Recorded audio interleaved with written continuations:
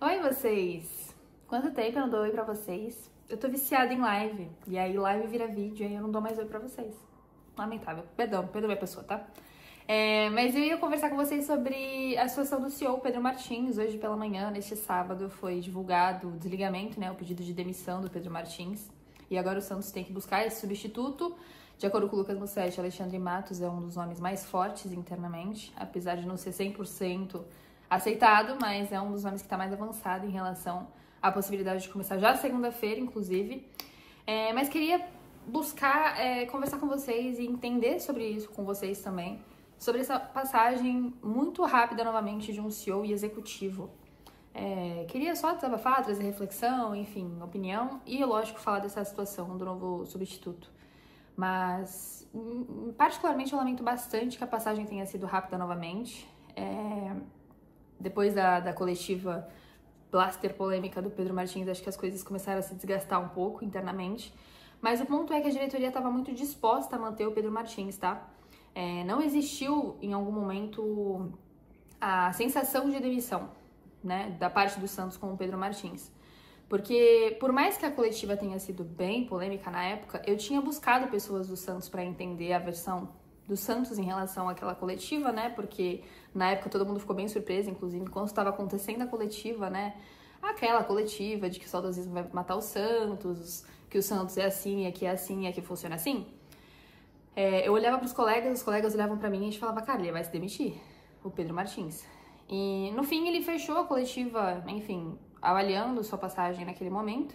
E eu busquei essa informação no Santos e a maior parte das minhas fontes dentro do Santos, de diretoria, de direção, de alta cúpula, gostaram da coletiva na época. Então foi ali que eu tinha entendido que essa demissão não ia ocorrer, mas talvez desgastar a relação com o Pedro Martins. E nem isso aconteceu, pelo que eu tenho de apuração naquele momento, né? Só que ao longo do tempo, o Caixinha deu errado, o Caixinha acabou saindo. E a partir disso, eu acho que o Santos começou a podar um pouco mais o trabalho do Pedro Martins por entender que foi um erro, né? Antes do Caixinha chegar, eu já tinha tido a informação que o Caixinha não era a pretensão do Santos na época, quando ele estava, enfim, ainda atrás do Quinteiros e tudo mais, porque acreditavam que o Caixinha não saberia lidar com a pressão de uma Série A Santos. Então, estavam bem receosos caso as coisas começassem a afunilar para um momento de sequência ruim, ele não conseguia segurar o barco, tocar o barco com a tranquilidade e foi pressionado justamente o cenário que o Santos previu aconteceu. Então, o Santos sentiu que foi um erro por parte do Pedro Martins, que foi quem realmente indicou esse nome e tudo mais. Sobre a multa dos 15 milhões, eu tô apurando isso já faz um tempo e o que eu tive de informação foi de que o Caixinha estava fechado no Grêmio. O Santos, nesse desespero por um técnico, o Caixinha vem com uma opção do Pedro Martins. Pedro Martins contata o empresário Caixinha, mesmo já sabendo que ele estava praticamente fechado no Grêmio. E realmente, os amigos que estavam cobrindo o Grêmio na época davam como certa, quase que concretizada a negociação. E ele recebe, o Pedro Martins, né, recebe essa notícia com o coração aberto a fim de escutar o Santos naquela época, né, tanto é que fechou. Só que o que eu tenho de informação é que o tal contrato do Grêmio foi apresentado ao Santos, o que o Caixinha recebeu do Grêmio, o Santos observou, recebeu esse contrato do Grêmio pro Caixinha e apenas cobriu o contrato do Grêmio na época. Então, o contrato do Grêmio para o Caixinha era 15 milhões de multa. Isso chegou ao Santos, passou pela diretoria e a diretoria disse, eu pago. E foi assim que, enfim, só para tirar as dúvidas dessa caceta do contrato de 15 milhões de multa, foi por conta disso. Esse valor de 15 milhões veio por conta do contrato que ele já tinha com o Grêmio e o Santos apenas cobriu esse contrato para ele vir para o Santos, entenderam? Então, o Santos deu um Ctrl-C, Ctrl-V no contrato que ele havia com o Grêmio para ele vir para o Santos e a escolha dele foi o Santos. Só para, enfim, tirar dúvidas em relação a onde surgiu o número 15 milhões. Não foi oferecido a ele já tinha esse número pelo Grêmio, entenderam? Enfim, eu acho que depois da saída do Caixinha, eu acho que as coisas começaram a se desgastar um pouco mais do Pedro Martins com o Santos, justamente porque ele queria fazer movimentações de demissões e chegadas e não aconteceu, né? O último caso mais recente foi o Santos ter indicado ele ir para Vila Belmiro para ajudar nos processos, né? Que eles consideram o Pedro muito bom com processos, a parte financeira e tudo mais. Inicialmente, pelo que eu tenho de informação, é que o Pedro até tinha aceitado, mas ele queria dar uma indicação de nome pro futebol, da confiança dele, para conseguir continuar tocando os assuntos que ele estava à frente, né? Esse nome não chegou em um denominador em comum, o Santos começou a buscar um nome mais medalhão, a nível Alexandre Matos, e aí o Pedro desistiu, recusou e pediu a demissão. O ponto é que essa passagem de novo muito rápida me pega justamente por começarem a podar o trabalho do CEO ou do executivo, como foi com o Paulo Brax e como aconteceu com o Pedro Martins. Eu fico tentando entender, e um dos motivos do pedido da demissão do Pedro Martins, como a gente já trouxe, foi por movimentação de querer demitir algumas pessoas do vínculo Marcelo Teixeira, né? E também por conta de alguns setores do clube que ele entendia que precisava de renovação, modernidade, tipo departamento médico.